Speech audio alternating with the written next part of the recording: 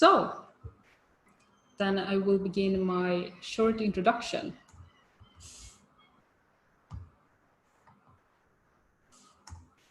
So I'm gonna just introduce Nordic Center for Sustainable Healthcare for people that are not familiar with our organization. Nordic Center for Sustainable Healthcare is a network that is managed by the non-profit foundation TEM, which is based in Malmö. Team started actually as a project at Lund University in the 1980s and has since developed into a more independent organization.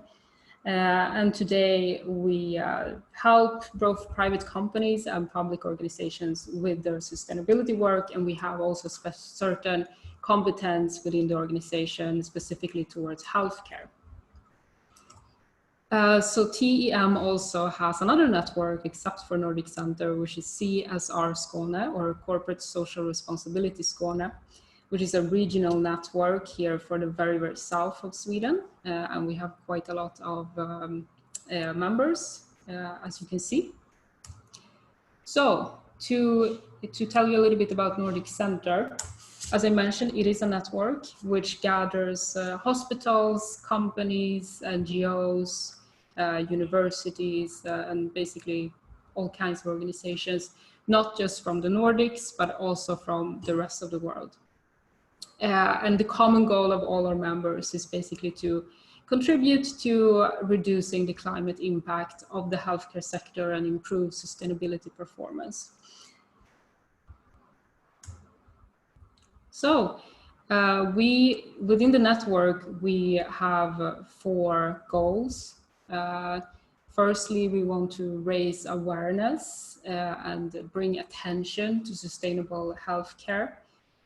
From that, we want to spur and boost innovations and different investments to make the healthcare sector more sustainable.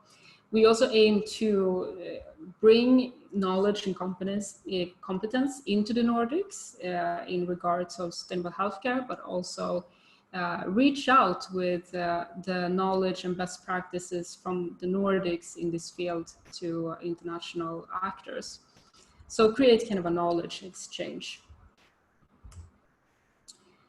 I want to talk a little bit about how we define sustainable healthcare.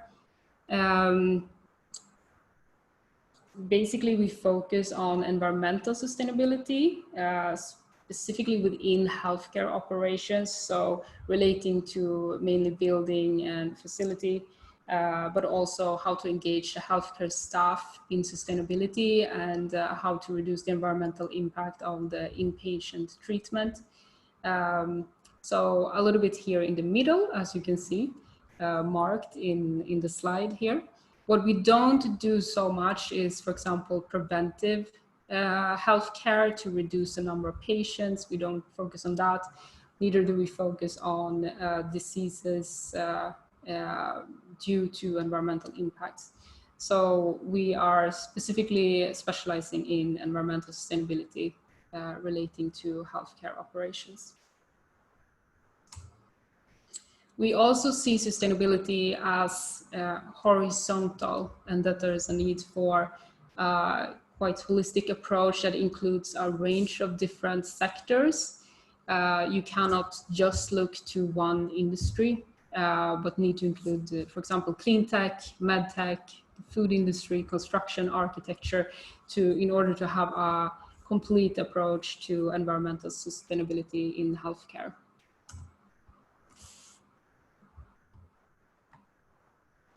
A little bit more concretely, what we do. We help, as I previously mentioned, both private companies and public organizations with management systems, CSR strategies, and internal checking of and compliance of environmental legislation. We write reports and analysis that relates to sustainability within the healthcare sector. We also arrange a lot of events, international events, such as conferences, international delegations, and study visits at hospitals. We do a lot of networking activities and workshops, and we also have trainings in sustainable healthcare. And now, due to Corona lately, we do a lot of online webinars and other online activities. We also manage currently 2 projects within the network that I just want to mention shortly. We have the Platform for Internationalization, Energy and Climate Smart Healthcare, which is a project funded by the Swedish Energy Agency and has a specific focus on energy and climate solutions for the healthcare sector. And this is also within this project that we do this webinar and the Nordic Know-How series. So we do a lot of international activities also within this project. The other project that we currently have is the Future of Healthcare, Sustainable and Smart Today, which is funded by both Nordic Innovation and the Swedish Energy Agency. We do this project in partnership with Upgraded from Finland and also the Technical University of Denmark. And here as well, we are arranging a lot of international events in order to spread knowledge of Nordic solutions to the world. I want to mention also that we have an upcoming conference, the Nordic Conference on Sustainable Healthcare, the 8th of September this year. It will be the 4th one we arrange, and it will take place both in Copenhagen at the Danish Technical University, but there's also a possibility to participate online. And the focus of this conference is basically improving sustainability performance of the healthcare sector, reducing the environmental impact. So we have various topics that we focus on, such as circular healthcare, resilient healthcare, non-toxic healthcare, climate smart healthcare, etc. So if you would be interested in this conference, you can read more on our website about this.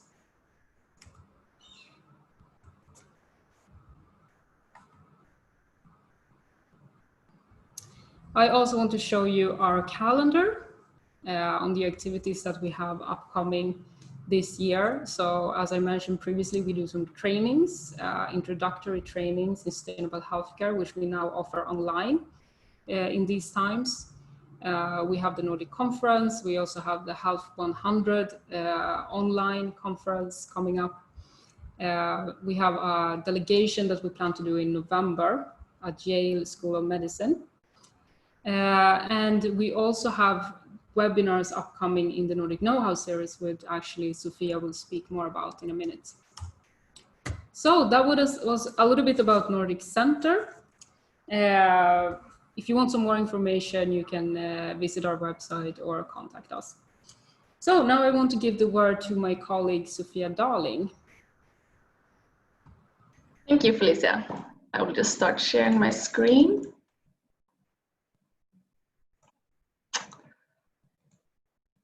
So I just have 3 short slides, not as pretty as yours, Felicia, unfortunately, but I'm just going to present the Nordic Know-How series very briefly before we begin with the first speaker of today.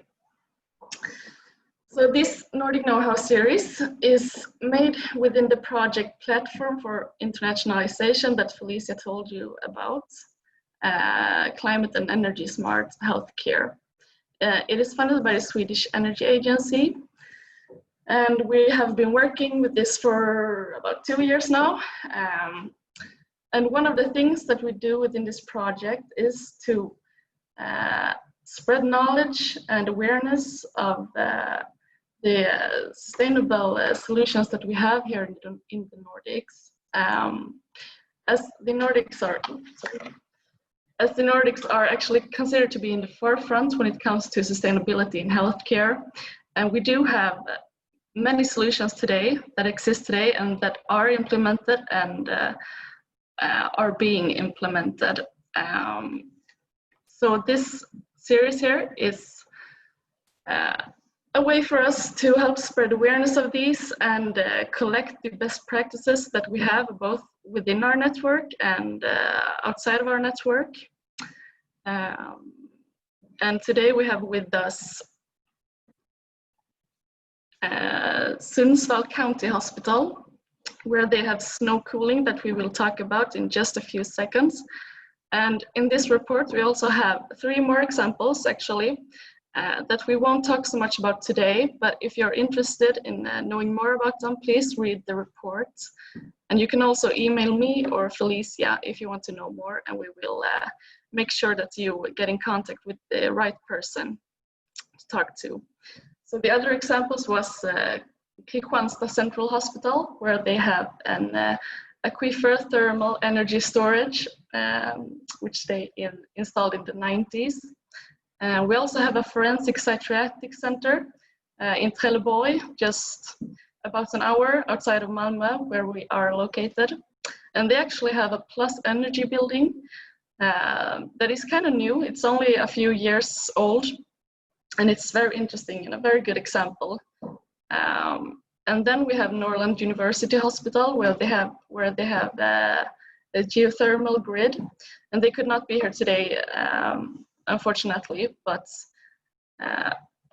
maybe in some other webinar.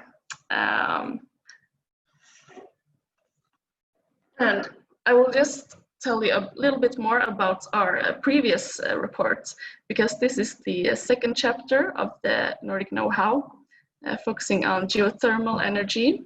And our first chapter we released last month, I think, and that was on nitrous oxide destruction. And we also had a webinar on that a few weeks ago. And if you haven't read that, you can also find that report on our website. And this is the second chapter. And our third chapter will come out in August, I think. And with each publication of these reports, we also arrange these kind of webinars to go a bit deeper in the subject and discuss the positive aspects and also the potential obstacles when implementing these types of solutions. So we think it's very interesting that you are here today, and also our speakers that are very competent within this area and can help us answer some of the questions, hopefully. And if you have questions or need more information about this, visit our website, and you can also email me or Felicia, as I said earlier. And I also want to say that the next chapter, chapter 3, will be on lighting. And the webinar will be in September about that. But you can also find that in our calendar that Felicia showed you.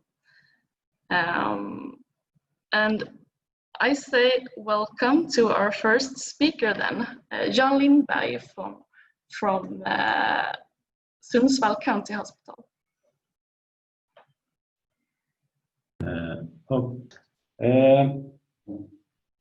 My name is Jan Lindberg, and I work as what we call energy controller in the region of Västernorrland. And that I'm going to talk about today is to have some information about the cooling plant we have here on the Sundsvall Hospital. And so I'm going to have some background, and we have to go almost 20 years back in time. And I begin with to have some information of the region.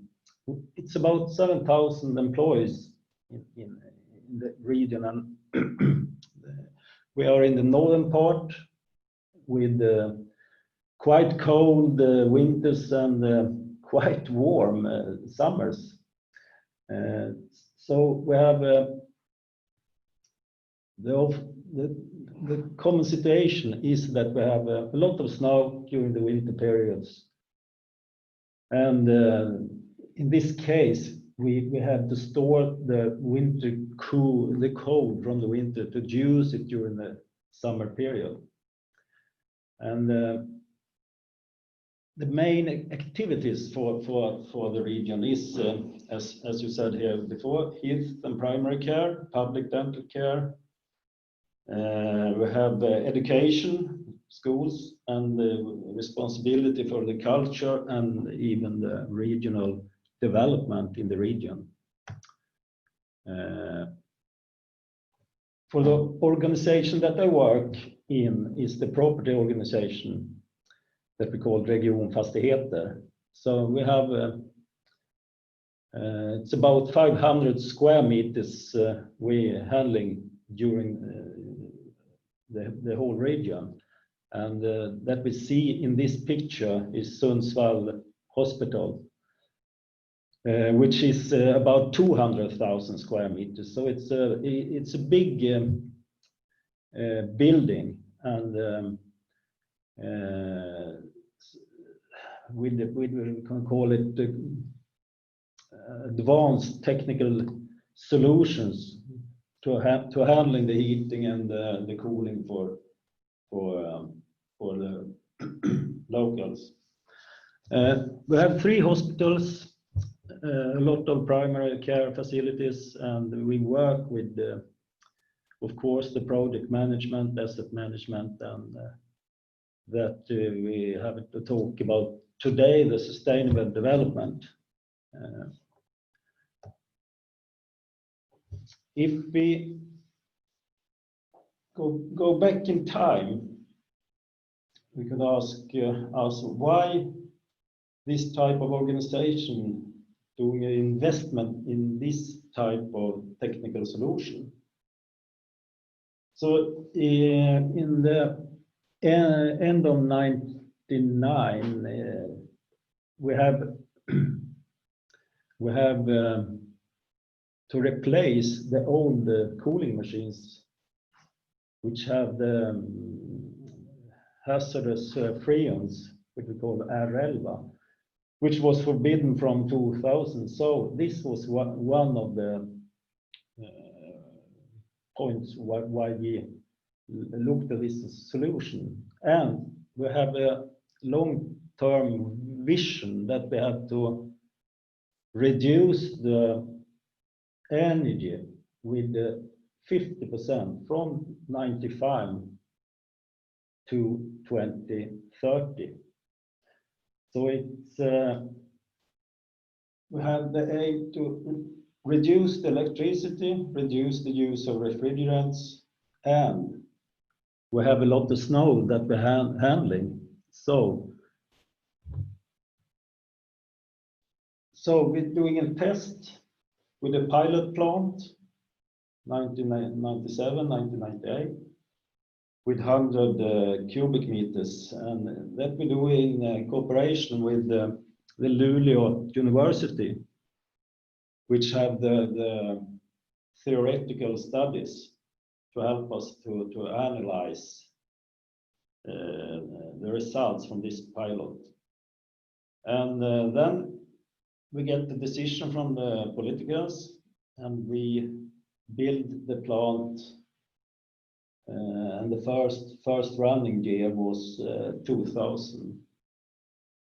And then after 5 years, we see we had to increase the volume. In the beginning, it was 40,000 cubic meters of snow we're handling. And after 5 years, we rebuild it and improved it so we can handling 70,000 cubic meters of snow.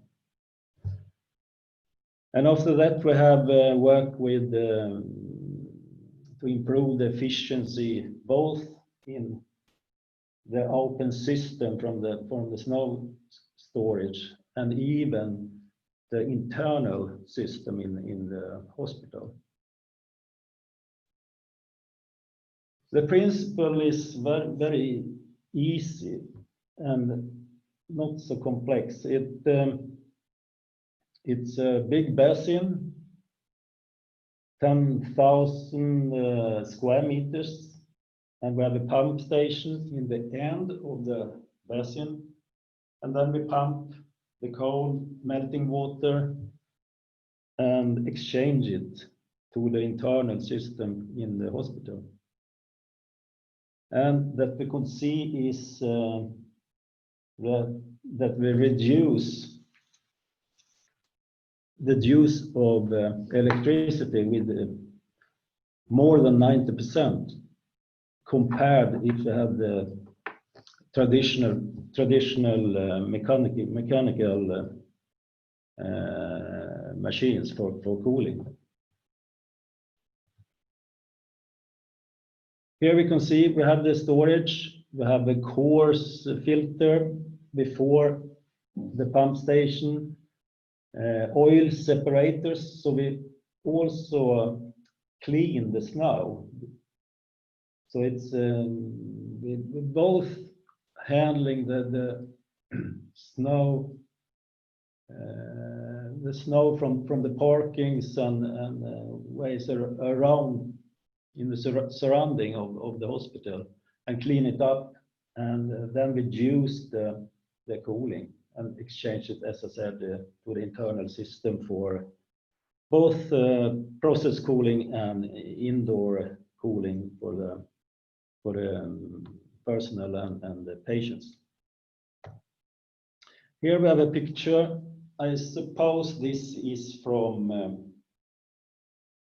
in the beginning of May, could be in the end of April, when we have the snow in the basin, and that we, to have the insulation layer, we have wooden chips, so we could we can use so much of the cool energy and transportation into the hospital. It's about 2 decimeter of wooden chips. Here we can see when we build the plant,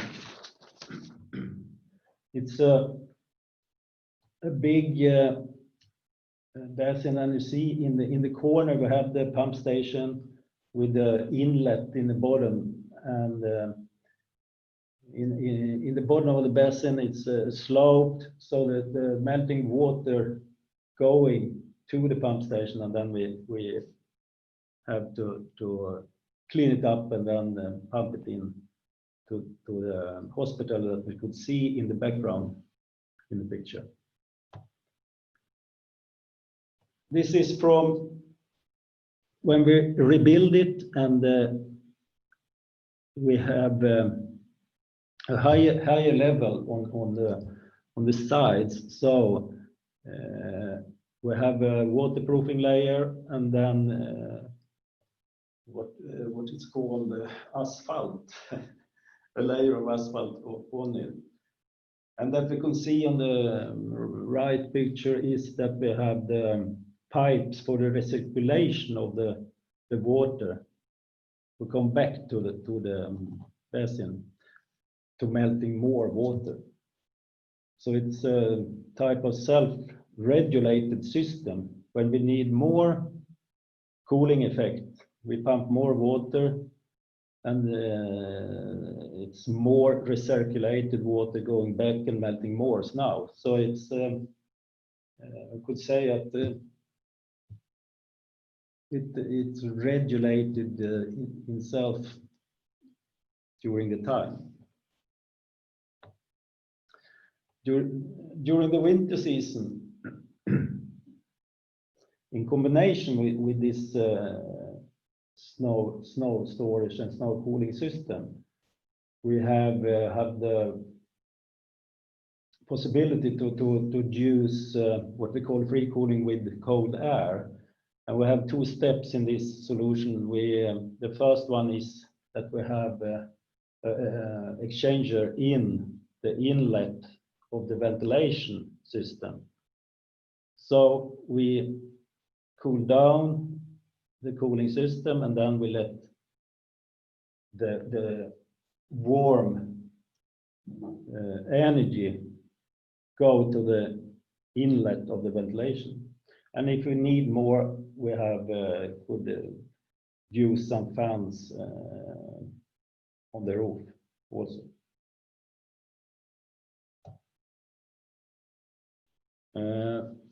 The costs for the plant and the handling of operations is that the major part is that machines we have to handling out on the snow layer during the winter period, and then we have a cleaning period in the autumn, and we have for maintenance personnel that we call the cooling production period.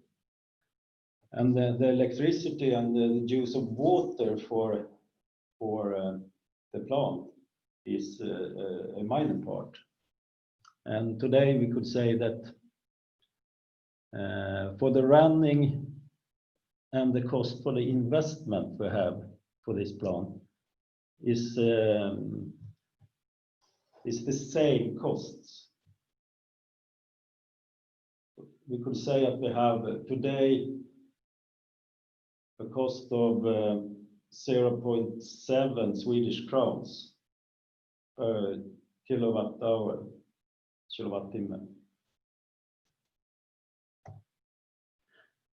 It's been a lot of interest for this plant. In this case, and the picture I show is for 10 years ago. I get a call from Luleå Universitet, and they have a connection with the Hokkaido University in Japan. And the Sapporo airport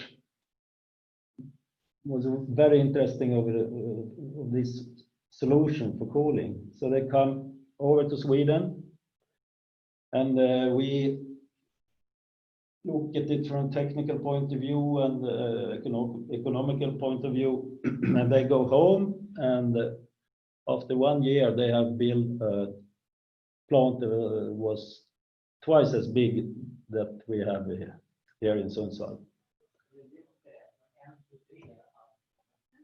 And here we see from the Chitose airport in Sapporo, where they have the plant, and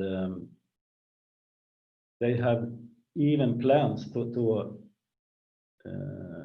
rebuild it and use more of cooling for the airport. They have to build a new part of the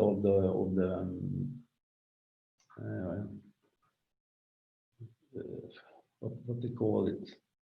They have to improve the plant. It's all, we have some points in the plant that we have to develop, and one is that we have to have a better solution for the insulation layer.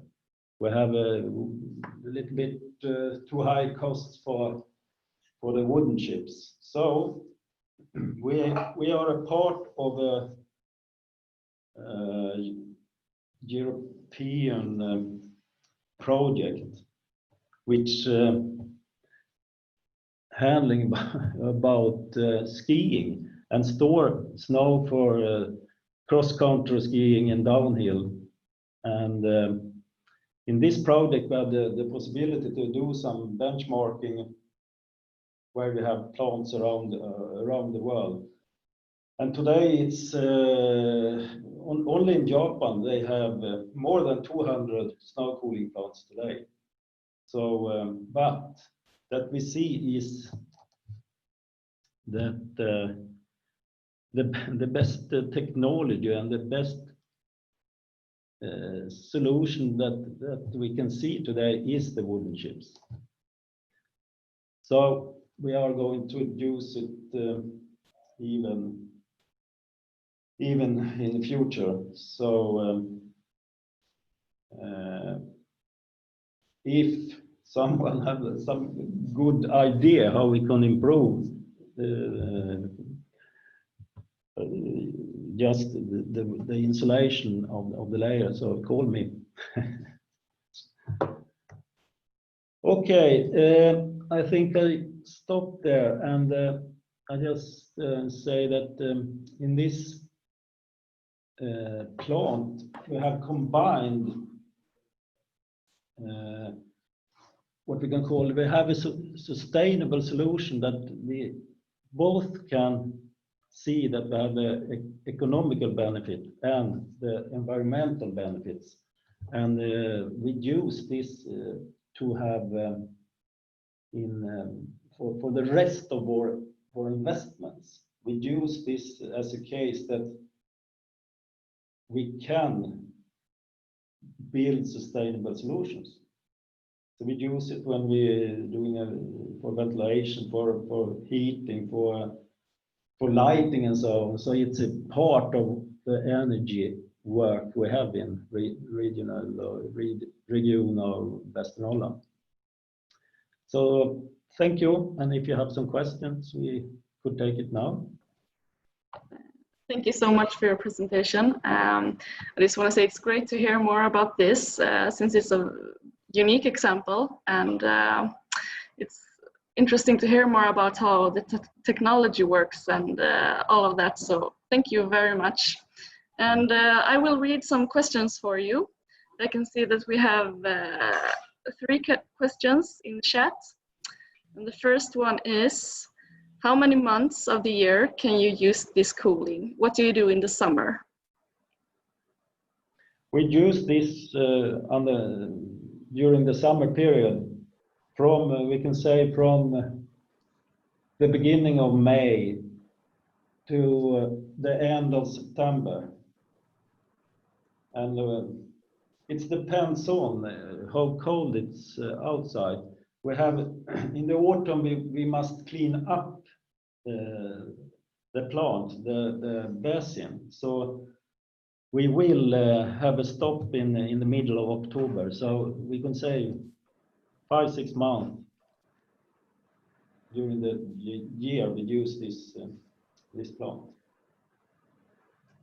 And I can say, I forgot to say it, we have a very high with about 20 megawatts of electricity, we get 2,000 megawatt in cooling. So we have a very high cooling factor in this plant. Okay, thank you. We'll go to the next question then. What cost do you include in the cost estimate of 0.7 Swedish crowns per kilowatt? Can you repeat the question? What cost do you include in the cost estimate of 0.7 Swedish crowns per kilowatt? Half of it is the investments. The investment we have it's about 14 million Swedish crowns in investment, and we have calculated over 30 years. So half of the cost is the investment. The other part is for the machine, the time for the machines, and for the personnel who work out on the snow cooling plant. When the snow come with big trucks and so on, we have to handling it. This is the main costs in the plant. Okay, thank you. We have one more question, as I can see, and that is, where does the melted snow and water go? The melted snow going, the overflow go to a little what we call beck, a little and go to and we have a advanced control program, environmental control program, that we have to analyze the sediment where the overflow going. It's COD, BOD, and different hazardous materials. So it's a very important part of the plant that we have control over the outlets from the plant. All right, thank you. I cannot see that we have more questions for now. But if someone comes up with the questions that you want to ask, you can just write it later in chat. And maybe we can ask it at the end of the webinar if we have time. So if there's no more questions for now, I would like to give the word to our next speaker, Jens Termén from EnergyMachines. All right, my name is Jens Termén and I come from a company called EnergyMachines. We do a little bit different things, but we focus on energy efficient buildings and heating and cooling systems. So in a nutshell, we are a Nordic company. We're highly innovative. We also an integrator and operator of building heating and cooling systems. So we provide energy efficient, low carbon solutions for larger buildings, including hospitals, mainly providing 3 types of technology: heat pump systems, and air handling units, and integrated control systems for these machines. And we also use a lot of digital tools and design and simulation tools for designing and operation of these systems that are quite innovative. So we hope our solutions will meet all our clients' expectations and even go beyond. So a little bit more in detail about the 3 different products that we provide. I will not go through this so much now, but you will have the slideshow provided if you like, so you can read it yourself later or visit our home pages. So today I will talk about the EnergyMachines, which are our heat pump systems, and they are used for producing heating, hot tap water, and cooling simultaneously or separately. It's a modular system with capacities from about 100 kilowatts up to several megawatts, suitable for larger installations in large hospitals, for example. And our heat pumps, they can be integrated with all types of heat sources. For example, geothermal boreholes, solar thermal systems, foundation piles for new constructions and buildings, air source, dry coolers, groundwater sources, surface water, and of course also waste heat from cooling systems. So we have a patented technology that can actually produce tap water at a really high coefficient of performance using a subcooling system in the refrigerant cycle. It's a bit technical, so I can go into details if you have questions about that, or otherwise I will try not to be so technical. Another feature we do have is when it's cold outside and it's humid, air dry coolers and air source heat pumps usually has frost buildup on them and they lose efficiency. We can actually defrost these units without losing any efficiency in our heat pump. Just some references of projects we have done. Among those are the Norrland University Hospital, which I will talk more about in detail later. There are other types of references. We have the Matz, the exhibit hall in Stockholm, a large shopping center in Gothenburg, and hotels and stuff all around Sweden. So we also have some installations abroad in UK and in Poland. We're looking to expand internationally right now. We're a rapidly growing company. You can click links on these references later on if you like to have more information about them and watch some movies about them as well. And these are my contact details, so please do not hesitate to call me if you like to ask any questions after the presentation.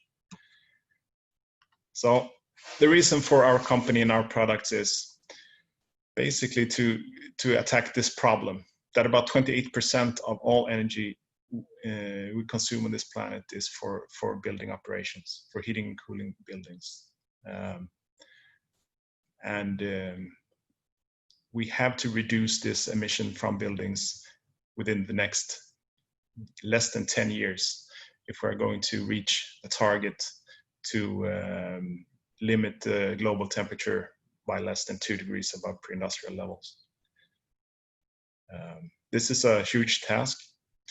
Our vision is to be a partner for you in this transition toward a carbon-free building operation. And we want to do that with highly innovative products and transparency in our working methods and designs, and be your partners in this. So how can we produce carbon-free heating and cooling for buildings? Well, one way to do this is to go all electric. There's a major trend around the globe now to go to more electrical systems, go away from gas boilers and coal-fired plants and so forth to electrical systems, and also in line with electrical cars, for example. So if you have a heating and cooling system based on electric systems, and the electric system will be fossil-free, you will become carbon-free. But of course, you should not use all the electricity there is, so you should do this very efficiently and use very little electricity. And you should produce as much electricity as you can locally by solar cells or wind power or whatever sources there are. So our systems are designed to use electricity as efficiently as possible to provide heating and cooling. And where do you take the energy from if you don't use electricity? You can take it from a local resource like a geothermal borehole, for example. You can reuse internally from your cooling system if you have needs simultaneously for heating and cooling. And the cool thing about the geothermal borehole storage is that you can actually store energy between seasons. I'll tell you a little bit more about that. But first you have to understand a little bit about the heat pump technology. Heat pump technology is very robust and well proven. It's nothing innovative about the technology itself. It's a process. It provides heating on one side by using energy from a source and an electrical refrigerant cycle to enhance the temperature from the source energy to the heating system. So you get heating from one side, and you use a little bit of electricity on the other side to drive the process, and you use a source energy to pull energy from to a low-grade energy. And using the cycle, you can heat it up and use it for heating tap water or space heating, for example. So the thing here is that you want to use as little electricity as possible. And usually it takes about 20 to 30% of the heat required you need to use electricity to provide. So that results in a coefficient of performance for the electricity used by 3 to 5 times more heating energy compared to the electric energy you put into the system. And of course, if this electricity use has a carbon footprint, you will still have a carbon footprint, but it will be 3 to 5 times less than compared to using electricity directly. So the heat pump here to the right in the heating mode, you use heating from a source, in this case a geothermal borehole. Use the heat pump with put in some driving electricity, and you provide heat to the sink, in this case the house. In the summer, you can reverse the system and use the house as a sink, as a source of heating, meaning that you were actually cooling down the building and putting the heat back into the ground, into the sink. So the system is reversible. And if you have a geothermal storage, you can store the thermal energy in the ground. So during the cooling season, you will heat up the ground, and it will be heated, and it will be more efficient as a heat source during the winter. This is the basic idea about the geothermal system for a building. There are different ground collector systems that you can use in a heat pump system. What we talk about here is geothermal boreholes that you drill into the ground, usually 100 to 300 meters deep. And inside the boreholes, you have a closed loop of a plastic tube with a brine circulating. So you can exchange energy from the ground to the heat pump system and the building. It doesn't have to be drilled boreholes. You can have these pipes inside the foundation piles if you build a new house, for example. That saves up a lot of space. And if you're still driving piles down into the ground, you can use them for thermal exchange with the ground. Of course, heat pump can be used with the dry coolers in ordinary air source heat pumps and chiller systems. You can also use a water reservoir, a groundwater system. It will also be very efficient in storing energy. And the most efficient system is, of course, to use internal loads and reuse. So if you have simultaneous cooling needs in one part of the building and heating parts in other parts of the building, it could be cooling for server rooms or medical equipment, for example. It can also be during the summer where you have comfort cooling, space cooling, but you still have a large need for tap water, for example. You can transfer the energy between these systems very efficiently with a heat pump system. So this is a case example for the Norrland University Hospital. We have provided heat pump solutions for this hospital, and the hospital has 3 different geothermal borehole storages, and it has also a thermal grid within the whole hospital that is used to transfer energy between different buildings.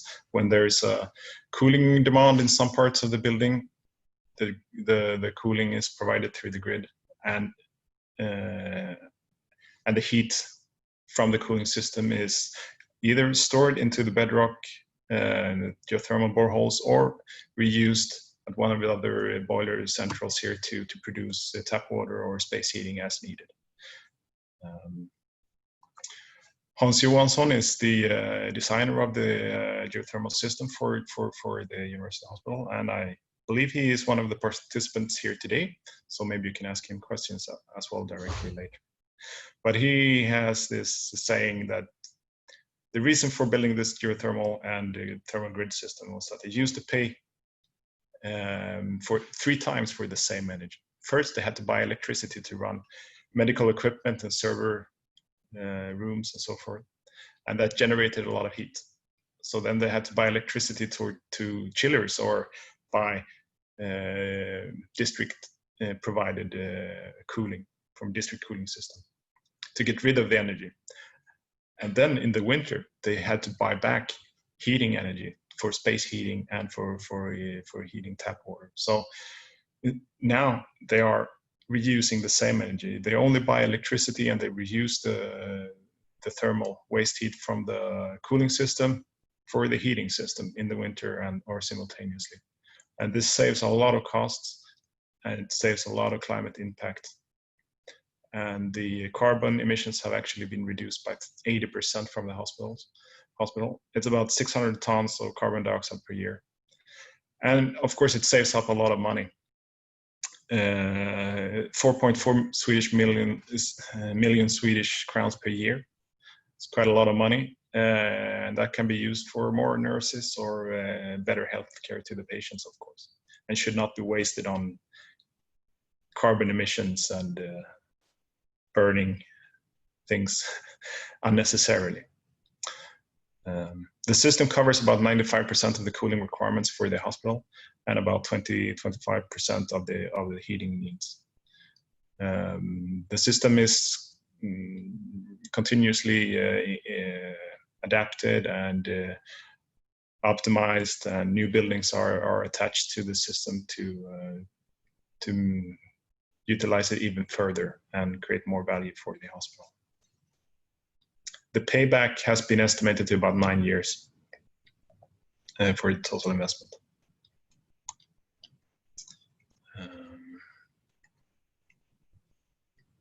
Oh, this is just another picture of the internal net. You can see there are a lot of different energy centrals with heat pumps and different thermal storages and users connected, different buildings connected to the system. So it's a grid throughout the hospital. This is a picture from our control system, where we have the heat pump system. We can. This is also a picture of our patented subcooling technology.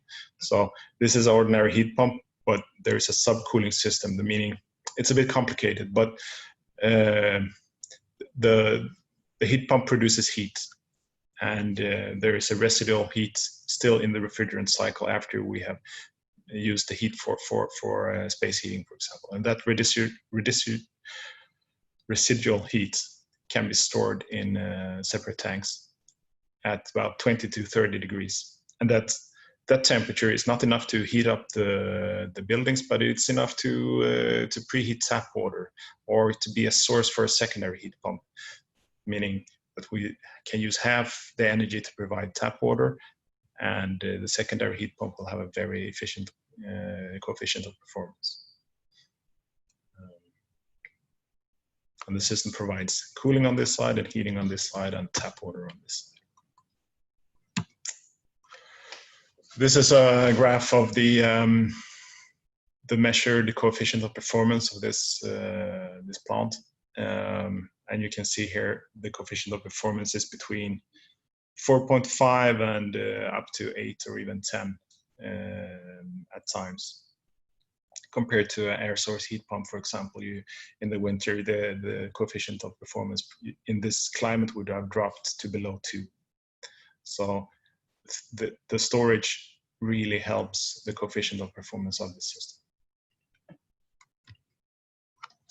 At EnergyMachines, we provide heat pumps, but we also have collaboration, and we provide the drilling and whole installation of and project management of geothermal energy projects. So we have a collaboration with a Swedish drilling company based from the mining company LKAB in Sweden, and we have developed a special kind of boreholes that can be drilled with a very small drilling equipment and using water instead of air or rotary drilling. So it's a very cost-efficient method of drilling, and produces less noise and less air pollution, or actually no air pollution. So we can do drillings inside basements and so forth. It can be very useful for refurbishing older houses where you perhaps have an available garage you can drill boreholes into, because land use is usually a problem when installing boreholes.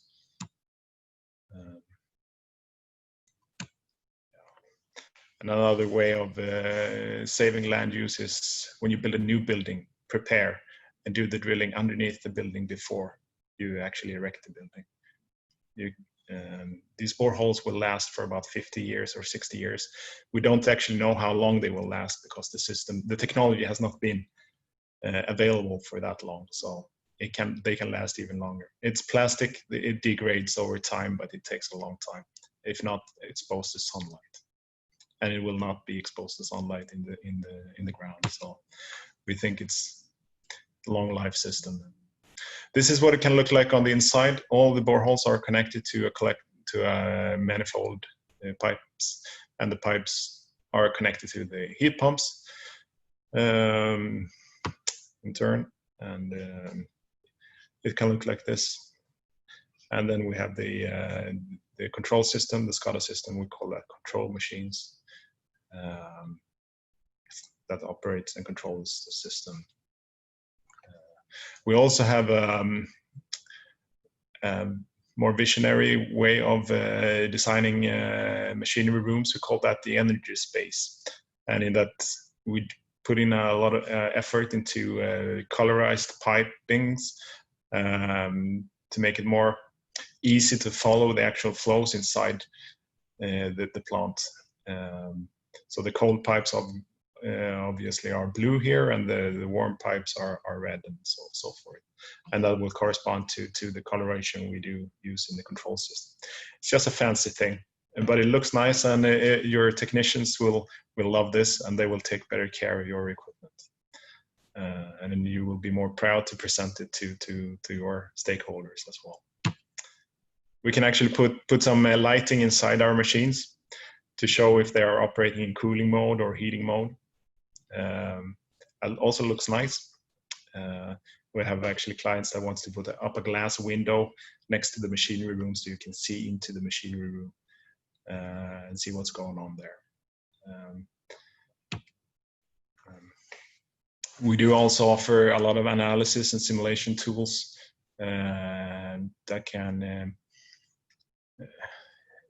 give you an understanding of the status of the borehole storage system, if it operates as planned, or if it's underutilized or overutilized, or if you need to make some improvements in the system for it to last longer, and so forth. And so we do simulation and prognosis of 25 years of operation at current status, and see what will happen in 25 years. Will the temperature drop or rise too much in the storage? What happens if we add another building or system to the thermal storage? Is that feasible, or will the temperature drop and the efficiency drop? Do you have to drill more boreholes or not? So it's powerful tools. Yeah, that's about it. We can help you if you're interested in this technology. So we can do strategic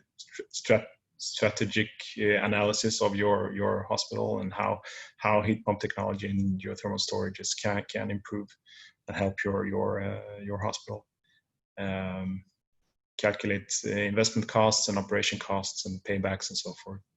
And we can also help you with the design of the systems, and we can also operate them and maintain them for you, and offer financing solutions for the investments. We do have very good cloud-based control and remote supervising solutions that we can offer. Maybe not 24-hour support, but very accessible support where you can call and we can help you online. So that was about it. Any questions? I'm happy to take them. Thank you, Jens. It's really great that you could also tell us a bit about Norrland University Hospital, since that's one of the examples in the report as well. So thank you very much for that. And I will read some questions for you now. The first one is, I have a question about the adiabatic cooling / moisturizing. In the Netherlands, infection spreading through the adiabatic cooling is a discussion topic. How do you tackle that? Yeah, that's not in our heat pump technology, but it's in our air handling system called ClimaCheck. The way we handle that is that we use very little water in the adiabatic process, and the technology is such that we the supply air has no contact whatsoever with water. The extract air from the building is sprinkled with water, so it's humid, and these water particles adhere to the recuperator, the heat exchanger surface on the other side of the supply air system. And the supply air, when it's hot, it will evaporate the droplets on the other side of the heat exchanger plate, and it will evaporize. And going out to the outside air is only water vapor. So there is some residual moisture and water inside the heat exchanger, but once you turn the system off, turn the water off, it will be ventilated very quickly and will dry up within half an hour or so. And the temperatures that this evaporation occurs at are very low. It's below the where these Legionella bacteria grow fast. So it's below 30 degrees, and we can dry it out and stop the growth by not adding any water. So, and we're not spreading any water particles from the air handling units. So those three stages limits Legionella risks to very low. And if you want to be extra certain, you can have a Legionella filter on the supply water to the system as well. Thank you for that. We'll take the next question. Is there equal potential for installation of the geothermal energy in the rest of the world as there is in Sweden? Yes, there is a great potential. You have to design the systems a little bit differently. The reason for having a geothermal storage is that you have lower temperature in the ground during the summer and higher temperature in the ground compared to the ambient temperature outside. So even if the temperature of the ground is higher during the summer, so there is a difference. So we can make a use of the temperature difference. So that makes, even if the conditions are not the same, you can still utilize a thermal and maybe free cooling from a geothermal system in Spain and Italy in the southern parts are not that great, but it will be more efficient than a dry cooler system. But you have to look at each individual case and see if there is any money in it. But there are systems installed all over, and there are a number of systems in Italy as well. So they can be used. Thank you. We have one more question for now, and that is, what happens when the pipes in the ground degrade? Brine in the ground, question mark. Is there a difference in the Swedish/Nordic ground and the Dutch ground for this technology? No, I wouldn't say there is a difference. But the pipes are polyethylene, and it lasts for a long time. It's the same type of pipes you use for drinking water installations close to buildings, and they last if they are not exposed to sunlight. But if one of these loops do break, there can be you can have some groundworks or something that disrupts the tube and it breaks. Then you just shut that one off, and it's not included in the system anymore. So you stop the leak at that loop, that borehole, and maybe you can repair that if you can have access to it, or maybe you just let it go. And the brine is filled with a mixture of ethanol and water, and that is relatively unharmful for the nature. There are a lot of bacteria in the ground that can degrade ethanol. So long term, there is no real impact on the ground, even if there is a leakage. If you're very close to a drinking water source, then you use grouting in the boreholes. So if there is a leak, there is still some kind of cement clay mixture that seals tight around the tubes and prevent major leakages. Okay, thank you. I don't think we have any more questions for now. So I will just say once again, thank you, Jens, for your presentation. And if you have questions after the webinar, you can of course contact us or the speakers directly. You have their contact information here. And now I would like to say welcome to the last speaker for today, that is Niklas Berglöf from ClimaCheck. So, I'm Niklas from ClimaCheck, and first of all, thank you very much, Jens and Jan, for the presentations. Very interesting to see, and Jens I know from before, and very interesting to see Jan from your presentations. So, today I hope I will end this presentation, or I will start the presentation with who we are and what we do, and of course why. Why do we do what we do? So first of all, ClimaCheck. We are a clean tech company from Sweden. We have a unique method to analyze performance in heat pumps, chillers, and air conditions, which is a big part in geothermal energy, free cooling, all of this we are involved in. So we have an energy analyze method to analyze performance. This method was invented 1986 by Claes, and if you have technical questions, I will bring him in.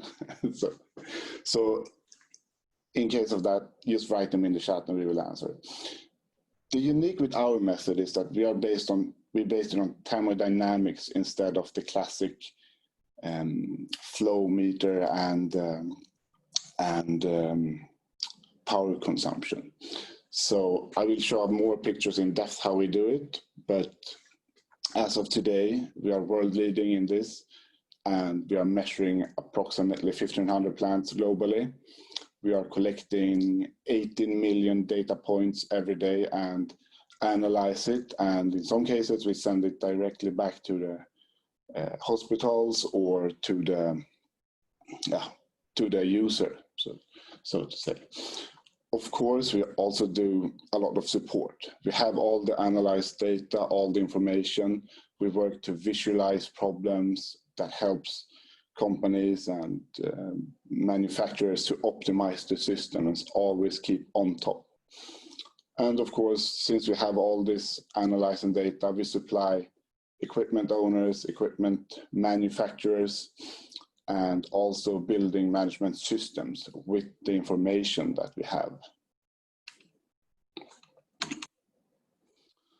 And to mention some of the companies we work globally, EnergyMachines is one of the companies we work with, IKEA, a lot of the big HVAC and R producers, Wennerher, I will talk a bit more later, and also governmental and NGOs. So I hope you find this interesting. So 1986, to give you a background on what we actually do, because I will try to keep this value-based, but there is a technical aspect to it that is interesting to understand. So 1986, there was basically no information, and performance was, if you have the indoor temperature, you're happy. And this is something, the energy can be used, the efficiency on how efficient the energy is used is different. And this is what we can see. So 86, we started to have a portable unit that we could measure performance with. This is of course good for troubleshooting. But with time this develops, and we could see a bigger need to actually monitor performance 24/7, because that's when you can actually start with optimization, when you have all the information and history, and you can actually look into how will we consume energy in the future. So nowadays we are more into online monitoring. We monitor performance and energy consumption 24/7. With all this information, we can also supply early warnings. So if you have a problem in the system, we can see it and we can inform the right person before you have a breakdown. And of course, if the problems is bigger, you can, since it's online, you can contact an external expert or have the analysis done completely remotely. And it's even better than this, because when we started, there was no sensors. But today, all the sensors are there. I will show an example from EnergyMachines later on, but nowadays all the sensors already on the systems, on the heat pumps, on the chillers, on the air condition. So basically to analyze performance, you need to be able to send the data, and to us, we can analyze it and send back the information. And the analysis is good, but how does it actually look? So this is a very high level of what we produce, but we can show efficiency in real time. Basically we analyze system performance on how good is the performance compared to how good could it be. And this is, of course, a very important KPI when you look on systems and compare to specification. What did you buy? Does it deliver? So this follow-up is very important. And for example, when you have this information, you can follow and see if you have, if it doesn't perform as intended. Since we are measuring more than just consumption and flows, we can see where is the inefficiency, and then you know what is need to be done and can contact the right person.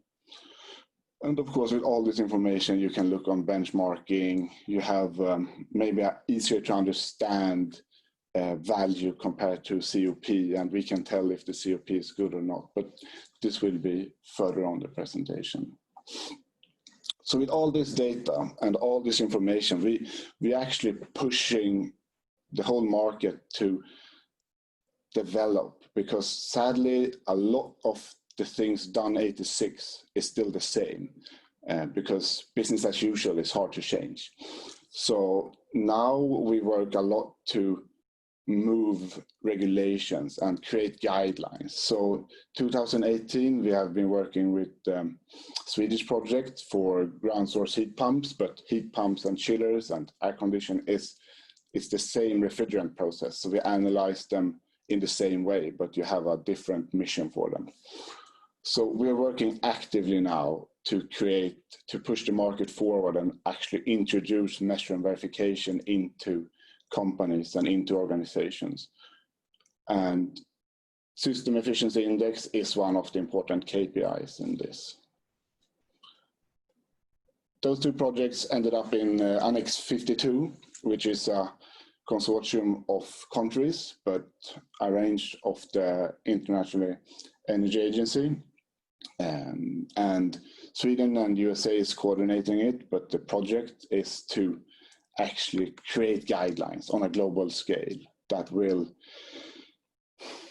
make it more easier to actually have a complete efficient chain and have it efficient after delivery, so you keep the efficiency up. This project is a lot of hospitals included, and we will have those presented in Annex 52, but a lot of the data we are collecting is it's not public, but I will show some cases later on hospitals, but more will be presented in Annex 52. And of course, you will have this presentation, so you will see more of the why and what key points you should keep up. But of course, there's so many aspects when it comes to heat pumps, chillers, and different energy sources that you need to have proper commissioning. You need to keep track on geothermal storage, free cooling. You don't want to run to failure. You want to detect problems when they appear. So this is what we do. I will skip that one. But why do we do this? This is, for us, the 4 main points we see every day. And the biggest thing today, all companies want to be cost efficient. They want to save energy. They need to reduce CO2 emission. We talked about sustainability. These are things that is very, very important.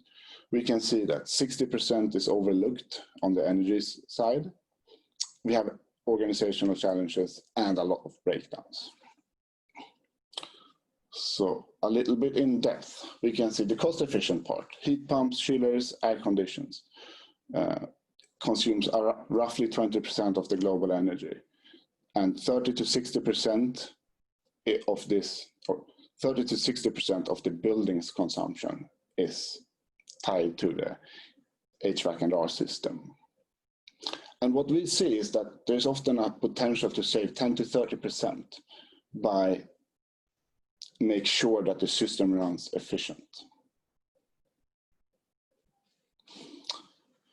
So 60% is overlooked. How does that work? Heating and cooling is both ventilation and distribution, primary fans and pumps. Those two is very focused today. A lot of energy optimization and efficiency work is done on this. But the refrigerant circuit is often left outside. So we see sub-optimizations. We see problems that you do efficiency or you do optimization in the ventilation that decrease the energy consumption there, but increase in the refrigerant circuit. This could be organization, I mean, that's a part of a bigger challenge, but also organizational challenges. No one have all the information, and by actually, this creates more problems than it helps. I mean, we have every building works for their own, or every facility. So there is I mean, they have, of course, limited resources. They have local vision, local goals. The information do not communicate upwards. And there's sadly not always time to actually do this, to send up all the information and do the real work to make an efficient organization, because business as usual builds on fixing problems today, not preventing them. And of course, by doing business as usual, we have a lot of breakdowns. So all those problems, we can, I mean, there's something, we see that we can help them, and that's why you should measure. The first thing, why measure? It changes business as usual. As of today, on-site staff, they cannot, without any analyze, they can see 10%. They can see if a fan is out, or if a pump has stopped, or if there's an oil leak. If you have a good service agreement and so on, and have some scheduled maintenance, you can find 10 to, 40% maybe. But when you start to analyze performance, actually get knowledge about how the system works, you can predict problems. You can work with predictive maintenance. So all these tools, new tools that enables measure and verification is where we see the future is going. And some picture on, this is a new picture. It's a couple of months old, just to give an impression of how it can look today on a modern site. They have someone writing down numbers every second hour, every 24/7. Someone goes down and write the numbers. They don't know anything about how this actually, is it good, is it bad? This is just a number that is filled in. With new technology, when you analyze and measure performance, this is how it should look. I mean, this is basically the same data, but we have transformed it into information. You can see, thanks to System Efficiency Index, you can see, is it good or bad? If it's not perfect, you can see where is the problem. In this case, there is a lack of efficiency in the refrigerant cycle, and then you know who to contact and you can fix it. And of course, with all this information, you can also build energy signatures. So you actually get a verification on the optimization. When you have continuously measurements, you can build those trends, and you can see here is the optimization done. And this, I think they say roughly 25%. Of course, there's a long baseline, but they can keep monitor and keep working. And another example on this, how it's used, you recognize this system. This is from EnergyMachines, where we analyze, they send us data because they have all the data points, and we send back System Efficiency Index so they can see the efficiency, because temperatures change, loads change. So having this extra information ensures that they can see that the system runs efficient all the time.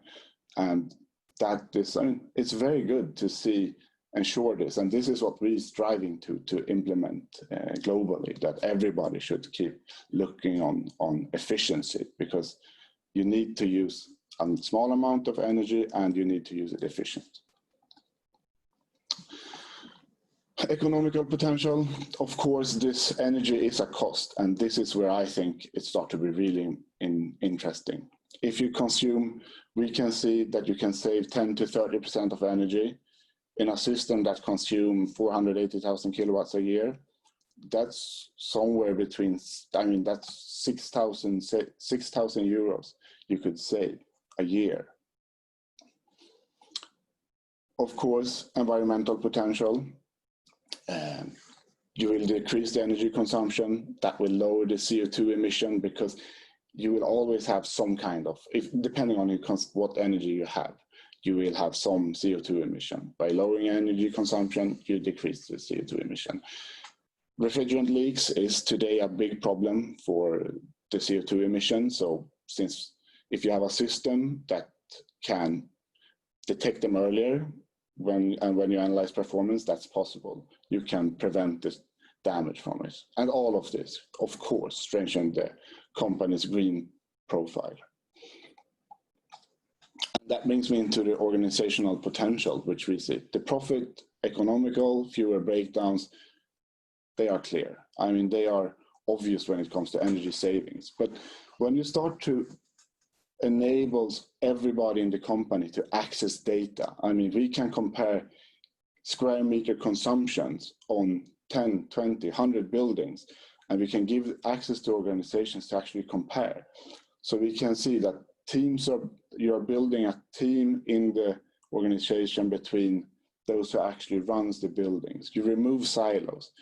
They can benchmark buildings together or against each other, but we usually see a friendly competition to create this a better organization, which is super interesting. And this, I mean, this is something we see every day in organizations, and we have two, I think, very good cases. And the first one is Banner Health.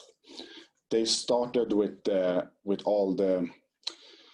they started to measure and analyze system performance in chillers because they had problems with cancelled operation because of that their chillers was breaking down. So they needed to fly out chillers. So that's the start of this energy project. And after a while, they decided to actually go through all 25 hospitals. So by starting to analyze performance, this is on the whole building. So chillers performance is just, chiller and heat pumps performance is just a part of it. But they actually, in phase one, that's 10 buildings, they are saving $3.8 million every year. And they decreased the energy consumption with 14 million kilowatt hours per year. And they also exceeded the estimations by approximately 1 million, because there is so much more in energy, working with energy efficiency, that it's hard to count on. It's soft values. It's hindsight. You can see that, oh, this happened, but it's hard to calculate in the beginning. But also what is important when you actually measure performance continuously, you cannot stop. I mean, this is not something that you stop after a month. This is ongoing. And what they've seen in these facilities after optimization is that they actually stop performance drift, which means that as soon as something happens in the system, they will notice it. And this is, I mean, the first 6 months of, I think it's a period of 6 months, they found 24 issues that if they would have been let go, they would have increased the energy cost to $130,000 a year, which, I mean, that's a cost they are actually saving now or avoiding. And the second is Macau, casinos in Macau. They've made a very big project 2016 to be more sustainable, and during 2016 and 2017 and 18, they made a lot of work. And one big part of this is that they're optimizing their chillers, chillers, heat pumps, they're optimizing it. And they are saving $4,000 a year. They had a very short return on investment on the chiller optimization, which they do based on our data and our information. And they were awarded 2018 from ASHRAE for this project. So it's a for us, very fun project to see the impact of actually working with system performance and analyzing and actually ensuring that our system works as good as they can. And this is not, this is a system that was ranging from older to brand new, which is very impressive in my opinion. So these are two cases. The saving potential we see is the same over the globe. You have heat pumps, you have chillers. It's often the challenges and the saving potential is similar, but like I said, some cases we cannot, if they're not public, we cannot present them. But I hope we will have some more from Annex 52. So I would like to thanks for the time, and I hope everybody could take a questions like, how much could you save? Because that's always interesting to think about. If you say, I cannot save anything, that means that you doesn't measure anything or you measure everything. So I hope you think this aspect of energy and performance and optimization is interesting. And I leave my details here, and I will Sofia will send out this information. So thank you very much for your time and have a nice evening. Thank you so much for that, Niklas. I can see that we have some questions here in the chat, and I will read them to you now. The first question is, are there important specific factors to consider when installing a geothermal energy system in a hospital?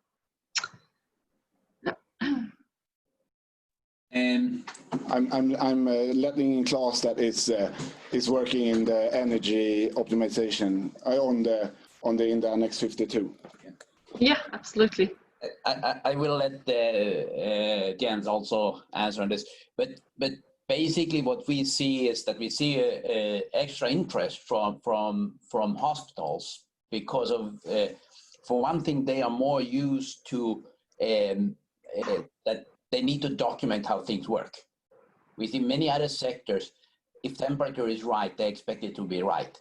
Whereas many times when we talk to hospitals, they also used to, on their x-rays and all this type of machinery, there is extensive protocols on how you document that they're actually behaving. So when the management hear that on the chillers they don't know anything, it's just some service guy who comes and checks saying that everything is fine twice a year or something like that, then I think that they are very receptive to that. Measuring and verification is important. So we see that difference. We also see that, the enormous cost of downtime in a hospital also makes a stronger focus. If you need to cancel the operation of MRIs or surgery or so, then that is exceptional costs for that type of application. And when it comes to geothermal, I think that there are a lot of benefits because of the free cooling of having a ground storage is free cooling, and that is of course a very, very robust system. You don't have the same peaks as you have in ambient conditions. So there are, both on the measuring and verification aspect, I think that the hospitals are interesting, but also for the ground source, I think that there are strong sides. And there was a question then before, if you can use, I think that the benefits of ground sources or ground storage is, of course, if you are in a very, very hot climate and only have cooling demand year round, and there is no significant heating demand, there is less benefit of the ground source. As soon as you have both cooling and heating over time, over the day and night or over the year, as soon as you have these temperature differences so you can use your ground storage, that really push you to make that the ground storage becomes extremely cost effective. But Jens probably had some additional comments maybe on these. So, yeah, so I mean, I would say one factor that is always important to consider is to put up make sure that you have that you request or demand good specification on measure and verification, because if you don't, there is a risk that it will be taken for granted, or we can see very often that if there isn't specified that this is what we want, that is important. But I would say that's general when it comes to both heat pumps and chillers, but especially when we talk geothermal, when you have more complex system, it's even more important. So demand or specify very tough how you want the systems to work and what's decided to deliver. We can share some of the specification we have done with some projects in Sweden. So just let Sofia connect us together so we can share them. Yeah. Yes, thank you for that. We'll see here. We have one question. I think this was asked during the Banner Health example, but the question is this example based on EPC? No, I don't think that particular project is. I don't think we can hear anything right now. We cannot? You cannot hear us? Okay, now I think we can hear. Yeah. You should be able to hear us. Yeah. No, I don't think that that project is based on EPC. I think that there is a lot of talk about EPC, and we supply some projects, but it becomes quite challenging in these type of complex systems where everything varies over time. Okay, thank you. We have one more question for now. That is, how big is the interest for geothermal energy systems from hospitals internationally? I think Jens is the guy for this question. Yeah, now we can hear a growing interest, and there are geothermal energy systems throughout Europe already in some hospitals. So I think yeah, the geothermal system is the energy storage, and it's a part of the system. I think the major benefit of thinking about heat pumps and the geothermal system is actually the internal balance of loads.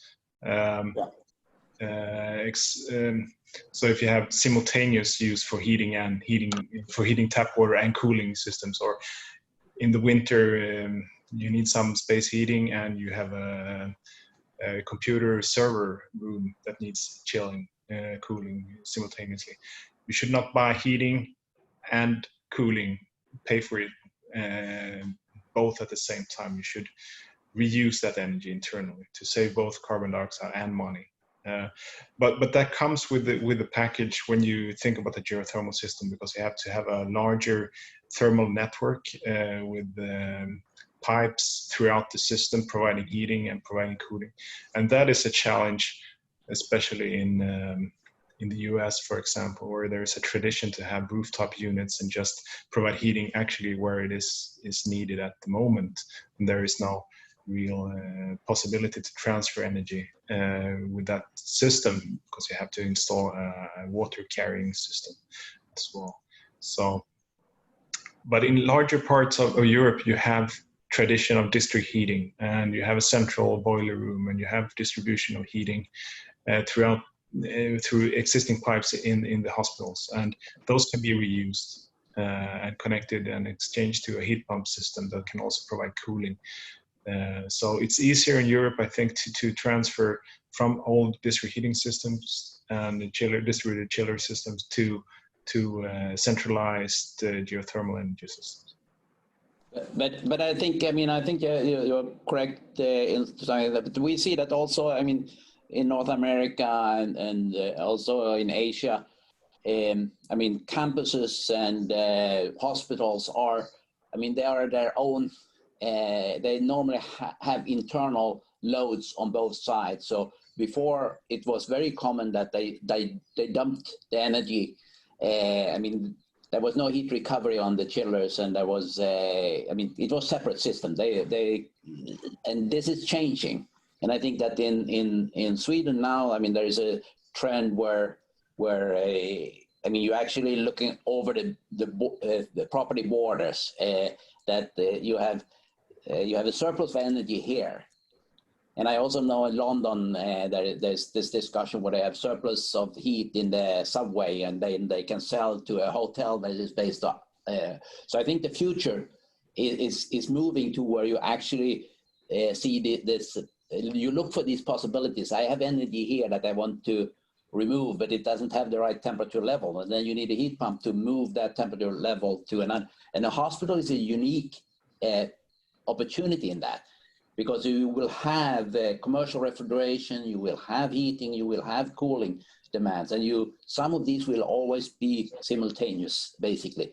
But you also need to store over time, and that's where the geothermal system comes in, is to store over time, and then you can, I mean, you can use the ambient conditions to balance your ground storage. But basically, it's as long as you have heating and cooling demand, the ground storage is a very efficient way of storing the energy from when it occurs here and you want to use it later. And so I think that's hospitals are interesting, both from the mentality and also the opportunities in that's there. Okay, thank you so much for that. Is there anything you want to add to that? Otherwise, yeah, oh, I can sorry, just yes. maybe just an eye opener to see a chiller with a dry cooler. Think of that as a source of heat. Yeah. It's not a chiller. It's a way to get rid of your waste heat from your hospital. So if you can use that heat, you have a resource, a huge resource within your hospital to use that heat that is just wasted through your dry coolers on your. Thank you. We don't have any more questions now, so I want to say thank you to the speakers and to all the participants. And before we end this meeting, I'm just going to leave the word to Felicia again, and she has some short things to say. So thank you for me. So, okay. Well, according to the time, we have to round up this webinar. We hope that today all of you participating have been able to get some more knowledge, some more insights on the use of geothermal energy systems in the healthcare sector and how it can be environmentally sustainable. If you have any questions about today's webinar, about our speakers of today, or about the report that we've written, you're very welcome to contact us. You can, of course, also contact the speakers directly if you'd like. After this webinar, we will send out the slides and also the report to each participant. So as Sofia said earlier, the Nordic Know-How series is a report series. So we are publishing some more reports in the near future. The next one will be on lighting. So if you're interested in lighting in the hospital and how it can be sustainable, we are going to have another webinar on the 16th of September. And after that, we will also publish reports on ventilation and waste. So if you're interested, keep a lookout in our calendar and you will see more information about that. So we want to direct a really big thank you to our speakers. Thank you so much, Jens, Jan, and Niklas, for super interesting presentations. And thank you also to all the participants. So we wish you a nice afternoon.